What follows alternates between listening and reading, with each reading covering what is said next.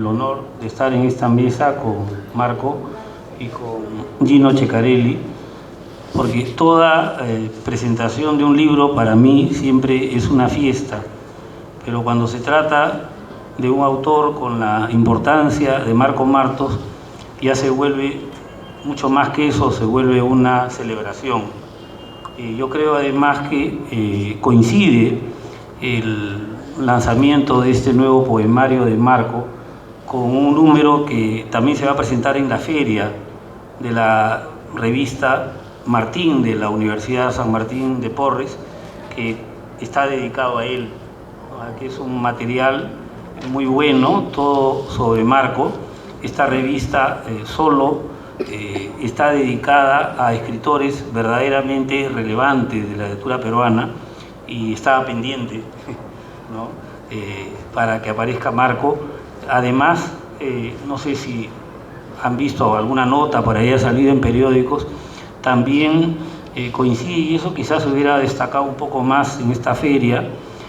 Hace 50 años apareció la muestra antológica Los Nuevos, hecha por Leonidas Ceballos, una muestra que ha sido un hito un poco en el desarrollo de la poesía peruana en esa década en la cual hubo mucha creatividad y mucho cambio.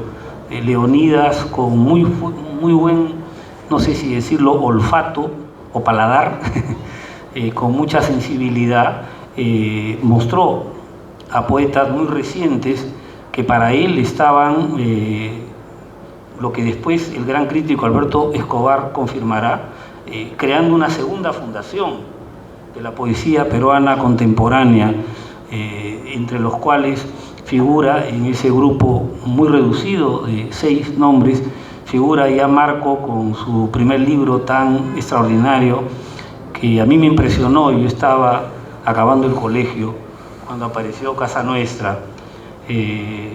Yo, como soy más joven que Gino, entre comillas, yo lo vi por primera vez a Marco el 66, o sea, hace 51 años, cuando Marco estaba dejando la Católica para ir a San Marcos, y yo entraba de cachimbo a la Católica, pero lo traté muy poco en esos momentos, pero yo sí lo recuerdo a él como un poeta que lo invitaban todavía a los recitales de la Católica.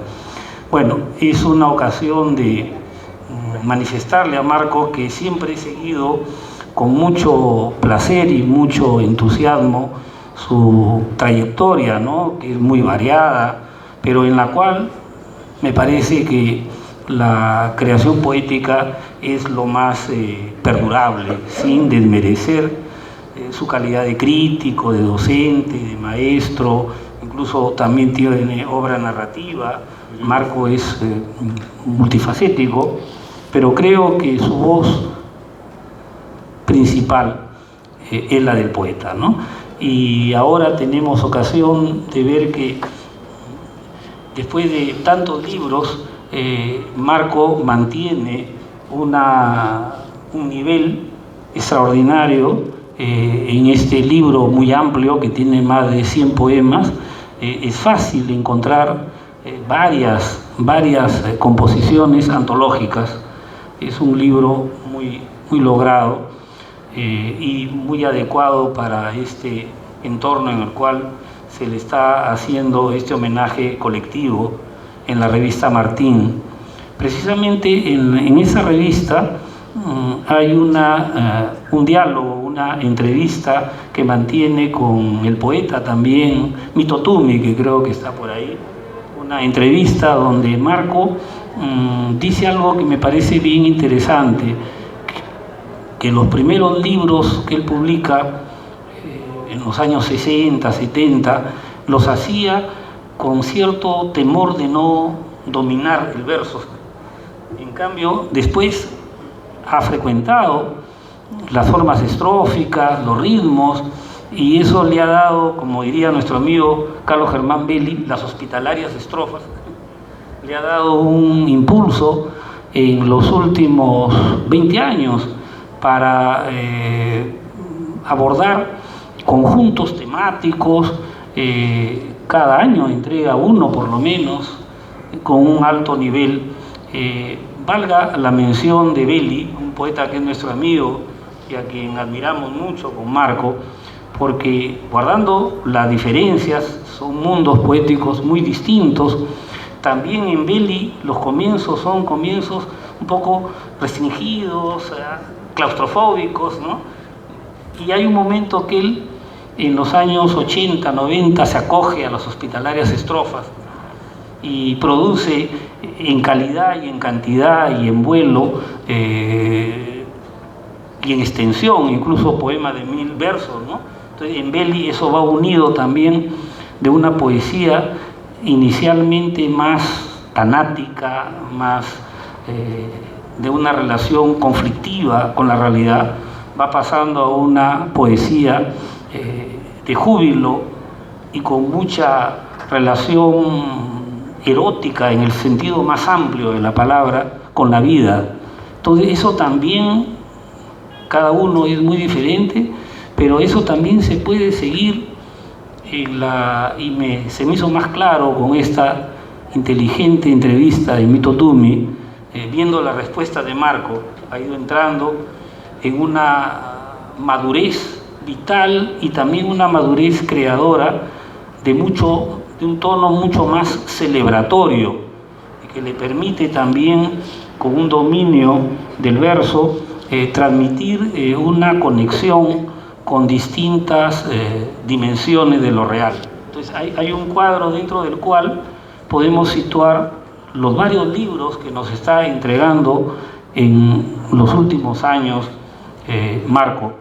En esta ocasión, un libro que tiene como motivación, ya lo vimos, ¿no? De alguna manera, el pintor y amazónico por antonomasia, Gino Ceccarelli, que ha tenido también cargos de autoridad cultural en Iquitos, con toda la capacitación de vivir y pintar, la sensibilidad amazónica, creo, más autorizado que nadie, hoy día lo ha hecho algo así como amazónico honoris causa,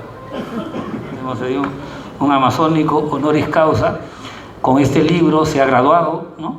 Ha recibido esa nueva distinción, cosa que yo quiero de alguna manera compartir.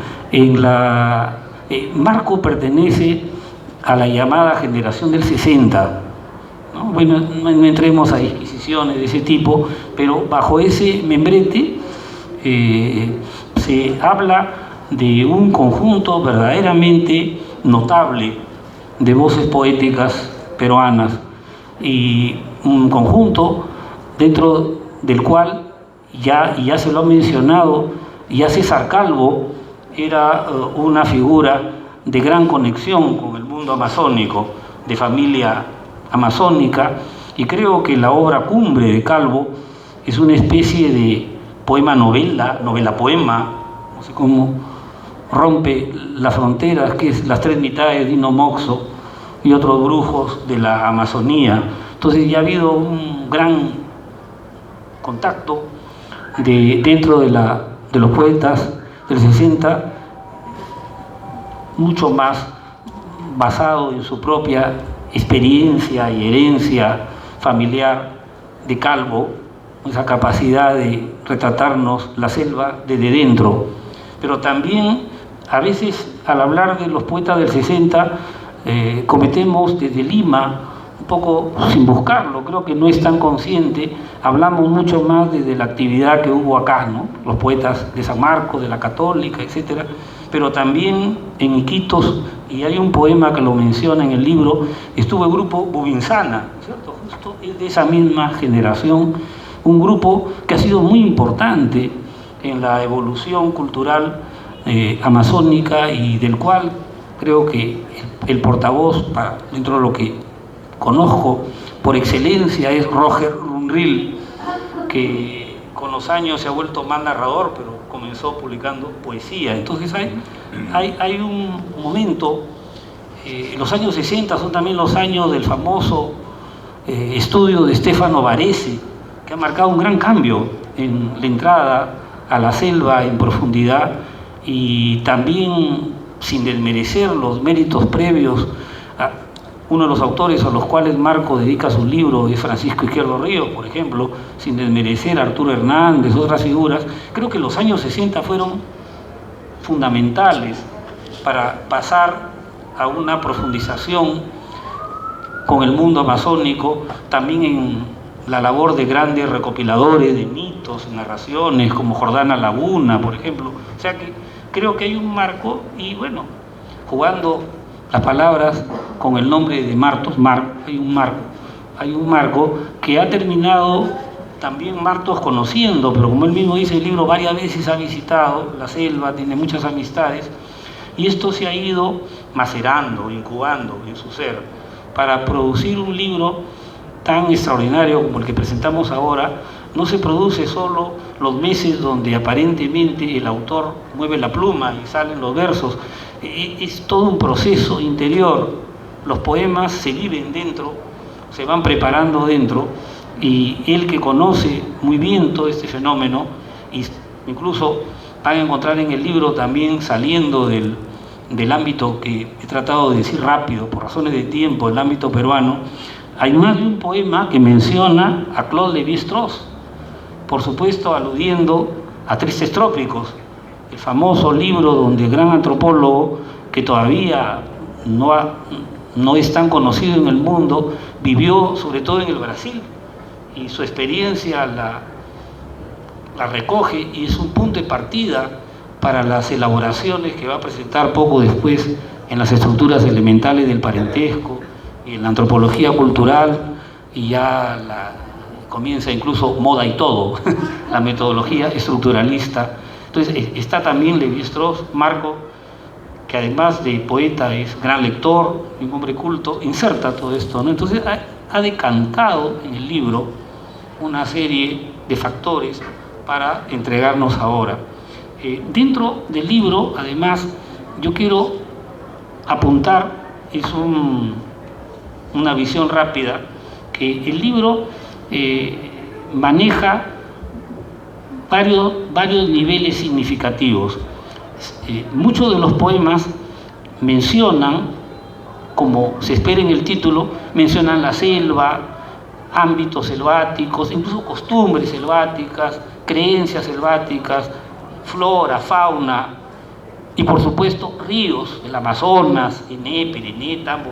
Entonces está presente el tema amazónico, pero otros poemas salen de la conexión meramente referencial y toman el espíritu, pues el espíritu, el título, un espíritu impregnado de una visión del mundo mítica, chamánica, de una visión del mundo animista, poemas que profundizan, que no hablan tanto solo de animales, de flores, sino que hacen suyo eso que Alejo Carpentier llamó lo real maravilloso, en este caso lo real maravilloso amazónico. Entonces hay varios poemas donde el poeta asume esa visión del mundo. Ahora, lo interesante es que, si leen con atención, una parte considerable del libro, si uno lo trata de ubicar el poema, en qué sitio estamos, ocurre fuera de la selva, en las ciudades, ¿no? El espíritu de los ríos está presente en el poeta, o como dicen los analistas, en el hablante lírico, para no mezclarlo con Marco, en el sujeto, en el agente semiótico están presentes en el hablante lírico, qué feo, ¿no? O en la amada, la imagen femenina, que viviendo en la ciudad tienen rasgos que vienen del espíritu de la selva, una manera de volver a las fuentes humanas. Recuerden que nuestra especie humana viene de las selvas africanas, pues, ¿no? Los orígenes de nosotros están en la selva. Entonces, todo este comulgar con la madre de los ríos, la madre, lleva un hallazgo de la vida, de la naturaleza, y aparecen muchos poemas de amor. Si yo hiciera como ha hecho Marco con Los Heraldos Negros y Trilce, que son libros temáticamente muy variados, un análisis de qué temas hay. El Espíritu de los Ríos tiene muchos temas, pero pasaría igual que con Vallejo. La gente no termina por asimilar que el mayor número de poemas de Los Heraldos Negros y de Trilce están dedicados a un haz temático, a un conjunto temático que sería amor, erotismo, sexo. Y yo también, si hago un registro, voy a encontrar que eso es lo más frecuente en este libro. Es una celebración del erotismo como expresión de la vida, lleno del espíritu de la selva que alguna vez visitó, que alguna vez desnudó su interior, ese yo interior que a través del espíritu de los ríos, además aprovecha creencias amazónicas que están también en la carátula, que es un cuadro de Gino Ceccarelli, como si de la lupuna o de la selva aparecería una encarnación femenina, como si el espíritu de los ríos fuera también una especie de eterno femenino amazónico que hace que la amada, la mujer, se revele en el contacto amoroso como el espíritu de los ríos. Entonces, no es pues solamente un poema en el sentido antiguo, como sería los poemas que dedica a la selva Amézaga, contemporáneo de González Prada, creo que el primero importante. O después, bueno, recuerden cuántos poemas hay en la floresta de Chocano. No puede, menciones, no es solo lo referencial, ni siquiera es solo lo mítico, la cosmovisión andina, sino esta especie de descubrir en su ser unas fibras que son fibras profundas del ser humano y que vienen de esos orígenes en los árboles, esos orígenes en un territorio habitado por el agua, por el fuego y por el erotismo asumido de una manera liberadora, sin prohibiciones. Entonces, ese espíritu de los ríos produce que el poemario, en gran medida, sea un homenaje al fuego erótico. No sé qué palabra emplear, porque no frente a la poesía actual, que es tan desembosada para mencionar los órganos fisiológicos y los sudores y todo, la poesía de Martos es todavía una poesía del sentimiento amoroso. O sea, la palabra erótica se puede entender mal ahora, ¿no? Entonces es una poesía, pero cuando digo de amor también me suena medio cursi, ¿no? Es una poesía de, miramos, de la profunda necesidad de la pareja de sentirse unida y celebrar la maravilla de tener durante unos años un cuerpo que compartir, ¿no? Y no solamente una sensibilidad. Entonces todo eso sale en estos poemas de Marco. Ahora, todo este libro, que es, como ven, en una lectura rápida, lo acabo de leer, ¿no? Se presta a cosas más profundas. Es un libro que nace de una compenetración con el tema. Por eso Marco me perdonará, pues como nosotros estamos vallejos, hay algunos poemas que se pueden leer como si fueran, entre comillas, poéticas del libro, ¿no? Por ejemplo, que da un poco el tono de lo que él busca, este poema que se llama Manantial. Quiero que mi poesía sea como el agua de los ríos de la selva, como esos manantiales escondidos que murmuran en el centro de la floresta, como ese ruido tenue de la lluvia deslizándose en una hoja verde cuando parece que ha acabado y va cayendo gota a gota. Me encantaría que se asemeje al río N, al Perené, al Tambo, y se vaya volviendo marrón y poderosa como el Ucayali, como el Marañón, antes de transformarse en Amazonas, el rey de los ríos de tantas naciones. Que se parezca al río Magdalena, Esto es importante porque acá lo amazónico no es solo la frontera peruana, ha vuelto a la realidad amazónica, es América del Sur. Es ese gran río de todo nuestro continente del sur, ¿no? El río por excelencia. Que se parezca al río Magdalena en la Gran Colombia, que une pueblos, amores y desamores, cascada de palabras, de contemplaciones del enamorado absorto en el rostro de la mujer amada. Al Orinoco, que cruza los llanos de Venezuela como un jinete en la sabana y que lleva a tantas mujeres hermosas en sus barcas. Que absorba el espíritu de las ciudades de la selva del Perú, como Moyobamba, la ciudad de la gente más amable, como Tarapoto, con sus lluvias interminables y sus azules cielos despejados, como Iquitos, tierra de bondades y esperanza y sufrimiento. Quisiera, verdad que quisiera, que la naturaleza hable